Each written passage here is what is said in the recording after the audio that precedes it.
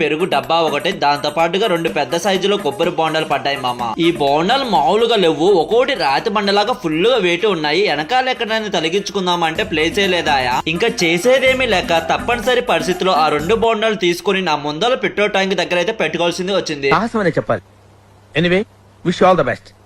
ఇక్కడే అసలైన టెన్షన్ మొదలైంది మా అమ్మ. ఎందుకంటే మా హైదరాబాద్ రోడ్ల మీద స్పీడ్ బ్రేకర్లు ఎప్పుడు వస్తాయో ఎవరికి తెలియదు. దారిలో ఏ స్పీడ్ బ్రేకర్ వచ్చినా, సడన్ గా ఎవరైనా అడ్డం వచ్చినా నేను సడన్ గా బ్రేక్ వేయాల్సింది వస్తే నా బోండాలు వెళ్ళి దానికి గుద్దుకుంటాయి. మీకు ప్రత్యేకంగా చెప్పక్కర్లేదు, అది గనక జరిగితే ఇంకా ఈ నీలాగాడు భవిష్యత్తులో పెళ్లికి పనికి రాకుండా పోవాల్సిందే. ఒకవేళ అదే జరిగితే నా పరిస్థితి ఊహించుకుంటేనే భయం వేస్తుంది. ఇంకా సిగ్నల్ దగ్గర నించుని ట్రాన్స్జెండర్స్ తో కలిసి చప్పట్లు కొట్టుకుంటూ మనీ అడుక్కోవడమే నా గతి అనుకుంటా. ఊహిస్తేనే భయంకరంగా. అవునులే, ఇప్పుడు ఈ ఎండల్లో బైక్ నడిపి సంపాదించే దానికంటే అక్కడ ప్రాఫిట్ ఎక్కువే ఉంటుంది కదా మామ. ఏమంటారు, కెరీర్ మార్చేయమంటారా? గాలి వెదవ్వే అనుకున్నాను, తేడా గాడివి కూడానా?